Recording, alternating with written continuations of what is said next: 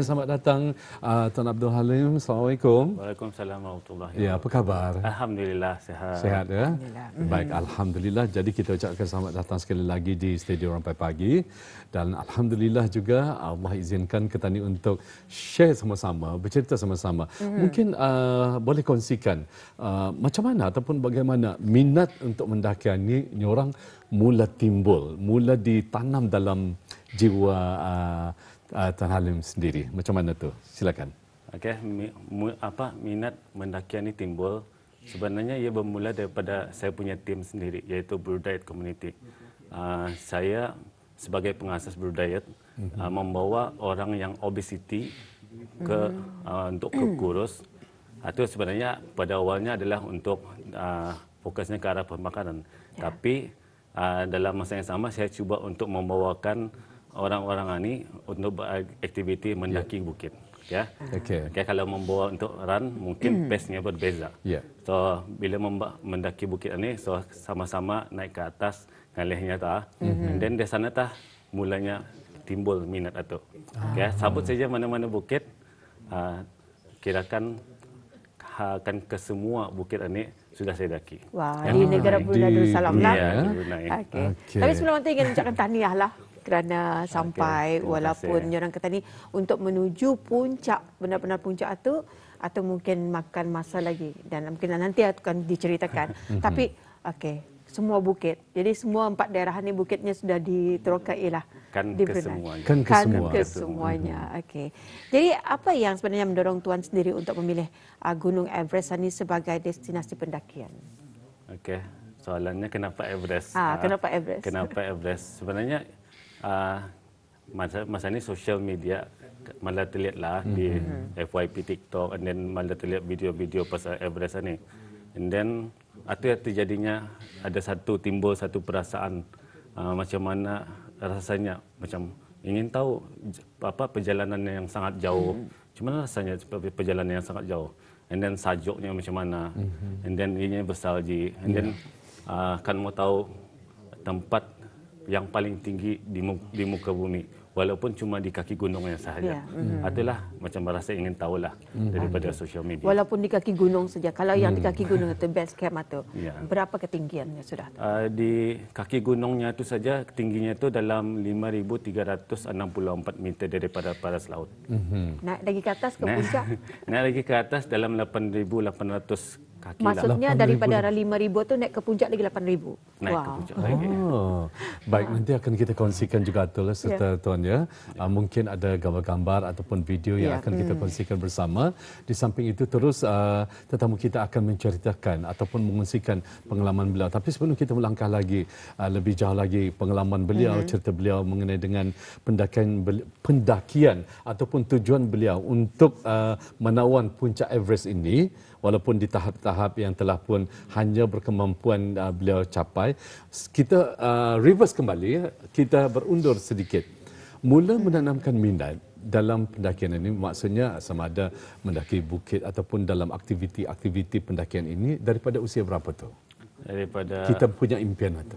Impian kalau mendaki bukit ini memang daripada kecil pelang, macam perlindungan membawa mendaki-daki bukit apa. Kira aktif lah dengan membawa naik Bukit Syah Bandar kalau dulu selalulah masa kecil-kecil tu. Tapi mula minat tu selepas macam umur 20-an macam itulah.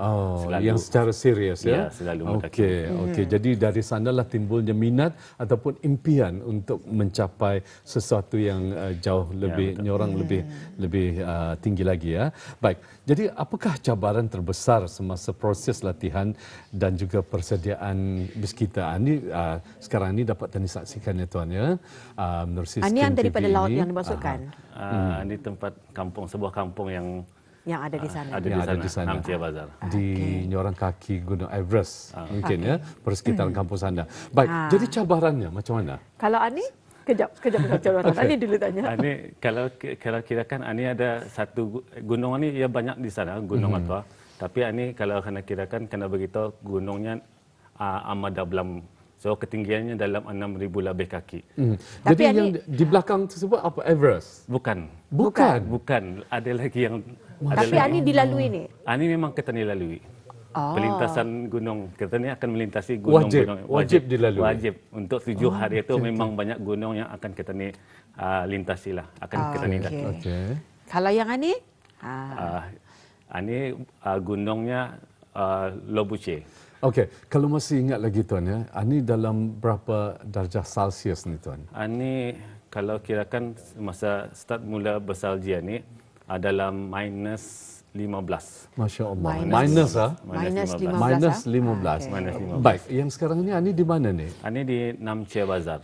Ini tempat satu kampung yang akan kita ni buat satu program yang dinamakan Acclimatize. Yang kita ni ketinggiannya 3,990 meter. Yang ada?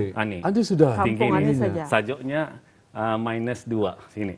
Tapi daripada bawah sekali, maksudnya dataran bawah menuju ke tempat ini menggunakan kenderaan ataupun pendakian? Berjalan kaki. Berjalan kaki sudah tahu? Berjalan kaki. Ini hari keempat. Hari keempat kami sampai ke sana. Okey. Hari keempat. So apabila sampai ke sana, kita ni membuat acclimatize untuk naik ke atas gunung. Maksudnya itu di sana tu sebenarnya gunung, tapi bagi dorang bukit. Kita ni naik dan turun semula untuk menyesuaikan kita ni punya suhu badan itu dengan keadaan di sana lah. Jadi maksudnya penduduk di sana sudah terbiasa. Untuk menggunakan perjalanan tersebut. Kenapa acclimatize dibuat? Kenapa acclimatize satu dibuat? Disebabkan kalau kita ni skip acclimatize satu, kita ni akan senang sekali dapat tekanan AMS. AMS ini adalah acute mountain sickness. Itu yang kan kita ni elakkan. Tapi akhirnya dapat juga. Tekanan juga. Ya. Okey. Tadi Iskan bertanya cabaran. Okey. Antara cabaran. Cabarannya. Cabaran semasa proses latihan dulu dan persediaan. Cabaran latihan. Sebenarnya saya sendiri saya sentiasa membuat rutin harian saya lah. Apa yang saya buat rutin itu saya bawa ke arah pendakian ini. Rutin saya harian adalah saya setiap hari akan berjalan di atas treadmill minimum sejam, maksimum 2 jam incline. Setiap hari, dan setiap hari Minggu saya akan membawa tim saya untuk mendaki bukit-bukit yang ada di Brunei ini. Terutama sekali saya paling suka di Bukit Saih, di Kampung Lemas. Itu paling suka lah. Betul. Ya. Sebab terlampau menyunam tingginya itu kan. Kalau mau ikut boleh, hari Minggu ini saya membawa orang juga. Anda apa? Terima kasih ya. Tadi kan cita-cita. Dulu saya minat. Tadi kan cita-cita. Jujur, saya minat. Dulu. Ya, okey. Baik, kita berehat seketika tuan ya. Kena kita akan kembali selepas ini. Bang, apa gitu bang? Ni jogging Jogging mana kita? Ini di highway Highway, TV je ni. Sama, tu, ini juga on tu. Ada juga rasanya tu. Ini ada belang tu bang. Tu, pasang lah. Baca dulu instructionnya, baru pasang. Apa tu? Nyangkuk. Baca dulu instructionnya. Bahaya bakaran ni. Ini sepana berhenti ni. Bang, apa kita tu bang? Melukis lah. Melukis apa? Dia aku. Apa ni ada membeli barang online bang? Murah bang. Macam ada label keselamatan sudah. Selamat dipakai di Brunei tak? Ni jual apa buri? Jangan apa dilayan. Aku saja. Bahaya bakaran ni. Itu baru yang calik. Loh, ada suket mau? Mau charging mobile? Ada bang. Tu, agak tak cucuk saja. Loh, menempiar suket mau ni lah. Ini apa tu? Ni je payah. Aku siap mana? Ternyangkut. Bahaya bakaran ni. Pastikan dulu selamat, baru pakai. Jadi.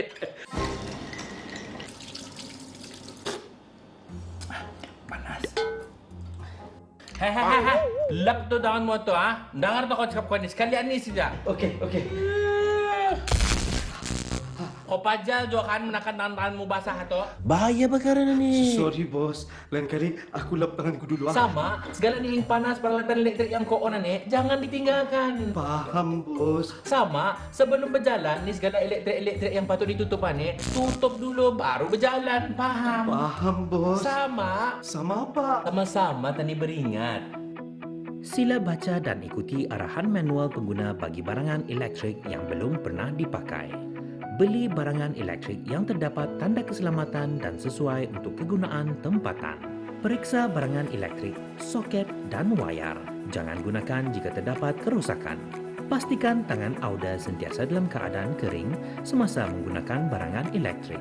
Tutup suis barangan elektrik apabila tidak digunakan sebelum meninggalkan rumah. Jangan biarkan barangan seperti setrika dalam keadaan on tanpa pengawasan.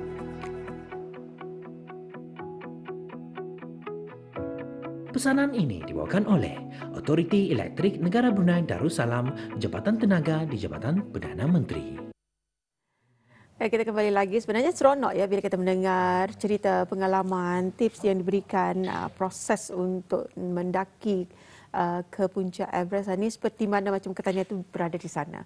Tapi Tania dah merasa sejuknya. Okey, di sini apakah antara detik paling sukar semasa mendaki Gunung Everest ni tuan? Yang paling sukar. Paling sukar kalau kirakan semasa Tania mendaki itu, ia high altitude, low oxygen. Semakin saja Tania mendaki ke atas, oksigen itu semakin kurang. So itu yang membuatkan Tania sukar untuk mengatur napas Tania. Kalau Tania melangkah, itu yang membuatkan Tania cepat tercungap-cungap, cepat kering leher, and then cepat penat. Itulah yang paling sukar. And then kalau kirakan semasa Tania di sana itu, apa yang paling sukar itu adalah semasa Tania tidur juga. Bila Tania tidur, macam saya sendiri memakai 4 lapis sudah, tapi sajuknya itu terlampau sajuk. Jadinya kan tidur, semasa tidur kan Tania untuk recovery Tania punya tenaga. Tapi disebabkan Tania tidak dapat tidur untuk besok, cara itu yang paling sukar, macam mencari cara macam mana untuk tidur lah. Faham. Okey. Faham. Jadi macam yang ngalis sudah tercungap-cungap. Tapi memang sebelum itu ada latihan yang diberikan khusus atau macam mana? Nada. Pasal di Brunei cuaca dah sama, suhu dah sama. And then bila ke sana Tania rasa macam kejutan lah dengan Tania punya badan, and then cuaca dan sajuk itulah. Itu nada latihan memang latihan, tapi dengan suhu dan cuaca itu memang dah sama. Ya, jadi dapat kita fahami dan juga kita ni rasakan kalau kita ni ingin melakukan sesuatu sokan ataupun pergerakan yang lasak lah maksudnya ya tuan ya. Kalau kita ni mendapatkan tidur ataupun rehat yang cukup, bayangkan macam mana rasanya kan. Biasanya manusia secara normalnya, maafkan saya, secara normalnya tidur paling kurang 6 jam ya, paling kurang. Tetapi kalau kita ni silakan cuba untuk tidur tapi tidak dapat kerana dengan tekanan cuaca yang sangat dingin ya. Macam mana tadi mendapat tidur ataupun rehat yang cukup ya. Jadi itulah antara cabaran-cabaran. Bisa kita bayangkanlah macam mana orang how dorang struggle untuk mencapai ke tempat yang dituju ya tersebut ya. Dan tuan, baik, bagaimana perasaan tuan apabila orang ketika sampai ke inilah Everest ini? Perasaan apabila saya sampai ke puncak Everest Base Camp itu, ia ada satu perasaan yang macam tidak dapat digambarkan dengan satu kata-kata, macam itulah tidak dapat digambarkan. Tapi apabila sampai ke sana, apa yang terkeluar daripada mulut itu macam, ya Allah, aku sampai ada saya sendiri sebutkan, saya sendiri sebutkan di dalam video tu macam sebab juga, and then sampai menitiskan air mata, tapi nasiblah pakai spek lah masa tu. So itulah macam sebab di atas kejayaan ini, sakit sudah, ngalih sudah, now sudah sampai berjaya, alhamdulillah macam tu. Ada perasaan menyesal tak ketika sampai ke sana? Kalau kirakan semasa perjalanan ini terfikirlah macam bapa kemarin ya ngalih sudah cuma ni, macam menyesal juga. Tapi sudah melihat, saya sendiri ada membawa bendera Brunei yang saya gantungkan dekat beg. Bila terlihat saja berkibarnya bendera Brunei itu macam buat untuk Brunei. So itu yang membuatkan kuat semangat lah. So kan kalau saya sendiri melihat melalui Instagram dan juga TikTok ya, memang adalah saya sudah sampai. Atau perkataan. Yang beruntungnya aktualnya pada pagi ini kita akan kongsikan juga video daripada Tuan Halim sendiri ya, pengalaman beliau di sana. Baik, kita saksikan bersama Tuan ya. Baik. Silakan. Okey, ini yang dari bawah. Ini dari mana ni? Sekejap. Ada sudah penyesalan ni? Ada sudah. Ada sudah. Awal sudah ada. Ada sudah penyesalan. Jadi macam mana tu untuk Ketani set Ketani punya mindset Ketani tu macam mana akan turun alang-alang ni? Naik, misi juga naik untuk sampaikan. Apapun yang berlaku teruskan. Ya. Teruskan. Kemudian ini di mana ni tuan? Ini di satu kampung namanya Lobuche. Ini sudah start snow sepanjang jalan. Tapi sudah nampak puncak Everest sudah Belum ada. lagi. Masya Belum Allah. lagi. Belum lagi nampak puncak Everest. So masih jauh lagi. Maksudnya tadi perkampungan tadi itu 3,000 kaki. 3,000 kaki. Jadi bila naik di perkampungan itu untuk ke base camp itu 5,000. 5,000 kaki. Sekarang mengibarkan bendera Brunei sudah sampai ke tahap yang tadi tu. Ada belum. Belum lagi? Ini di satu tempat kalau dikirakan tempat memorial, tempat orang-orang di sana yang mati ditinggalkan yang macam itulah. So orang tuliskan nama-nama orang. Seram. Jadi maksudnya mati ditinggalkan macam mana? Tinggalkan jenazahnya di sana. Macam kalau ada orang yang mati di atas satu, orang tidak membawa balik. Ya. Cuma orang buatkan memorial nama-nama orang. Di sana. Sana. Pasal untuk kita ni sudah untuk berjalan sudah tenaga kita ni kurang, apalagi untuk menyelamatkan orang lain. Ya, Kalau betul. orang cuba untuk tidak meninggalkanlah saja di sana. Kena untuk membawa badan sendiri pun Ya, sudah betul. sukar ya. Baik, mungkin dapat ceritakan selain daripada tuan sendiri mewakili negara Brunei Darussalam berapa orang waktu itu? Kalau Brunei saya seorang saja. Ya. Mengikuti agensi daripada Malaysia. Pasal Brunei punya belum ada lagi yang membawakan ke sana. Okey, itu daripada Malaysia lah. Dari Malaysia. Dan persiapan untuk proses untuk naik ke gunung Everest ni berapa lama persiapan? Kalau persiapan daripada segi logistik itu memang dibuat dalam masa sebulan lah macam itu. Sebulan. Tapi kalau sekiranya macam kalau ada kekurangan barang nanti datang ke sana guide akan memberitahukan, and then di sana pun di Nepal di Kathmandu memang ada banyak menjual barang-barangnya. Tapi kalau daripada segi persiapan latihan memang yang saya beritahu tadi yang treadmill setiap hari and then bukit itulah saja. Itu saja persiapan yang dibuat. Okey, apakah antara kenangan yang rasanya tidak dapat dilupakan selepas berjaya menghabiskan ekspedisi ini? Kenangan yang tidak dapat dilupakan. Okey, ada satu hari itu last hari terakhir kami mendaki ke atas. Ke atasnya pendakian itu hari ke-7. Naik ke atas itu itu yang saya beritahukan guide memberitahu ada 10 ke 11 jam untuk pendakian hari ini. Okey, mindset sudah. Okey, daripada kampung ada satu kampung namanya Kampung Lobuche untuk menuju ke Gorak Ship memakan masa dalam 5 jam perjalanan. Okey, sudah sampai ke sana Gorak Ship ada 3 jam untuk sampai ke Everest Base Camp. So 8 jam. Untuk balik semula ke Gorak Ship so 11 jam. So apabila kami sampai di Gorak Ship itu tiba-tiba kami semua sekali terkena AMS. Terkena AMS. AMS ini kan beritahu tadi acute mountain sickness. Tiba-tiba sakit kepala, tiba-tiba demam mengejut.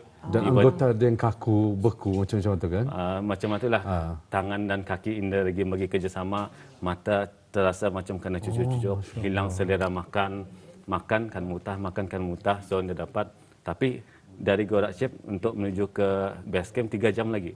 So final push itu kami terpaksa berkuat diri macam anilas 3 jam berjalan. So kami terpaksa dengan apa yang ada mental sudah koyak lah. Mental sudah koyak. So kami terpaksa berjalan untuk sampaikan ke sana. Last kali alhamdulillah kami sampai juga. Pasal itu sampai saja ke base camp itu kami rasa macam sebab sedih and then macam rasa puas hati. Itulah macam Alhamdulillah lah. Okay. Ya memang dapat dirasakan dan juga kita Jadi bayangkan bermakna perjalanan itu memang datang untuk naik ke kemah itu 7 hari. 7 hari. Turun 3 hari. 3 hari. 3 hari tapi dalam sehari dalam 10 ke 11 jam. Setiap hari. Okey. Jadi bayangkannya proses perjalanan naik dan juga turun memakan masa selama 10 hari. Itu baru di base camp. Base camp sahaja. Jadi kalau akan bercita-cita lagi naik lagi up lagi mungkin sebulan mungkin. Sebulan. Tapi Mungkin menurut kata Tuan Halim memang sukar atau memang Masukkan. tapi walaupun tiada mustahil, cuma untuk mencapai ke tahap yang puncak Everest tersebut mungkin tergantung pada kehendak Allah juga ya. Ya. Baik, dalam masa mungkin kurang daripada 3 minit ya. Mungkin apa seminit ya. Dapat dikongsikan kepada penonton kita, mungkin ada generasi yang akan datang, khususnya orang tempatan kita sendiri yang mempunyai impian yang sama. Macam mana, apa yang ingin dikongsikan? So harapan sebenarnya harapan semoga orang yang melihat video ataupun temu bual hari ini menjadi inspirasi lah kepada semua, dan mengharapkan orang-orang Brunei banyak lagi yang akan ke sana, dan jangan takut. Okay, Brunei mampu, pasal kita ni cuba untuk memperkenalkan negara kita ni di mata dunia. Itulah yang penting. Amin. Ya, alhamdulillah. Baik. Itulah ya. Jadi yang penting buat persiapan. Persiapan. Daripada segi fizikal and mental ya. Ya, betul. Ya, baik.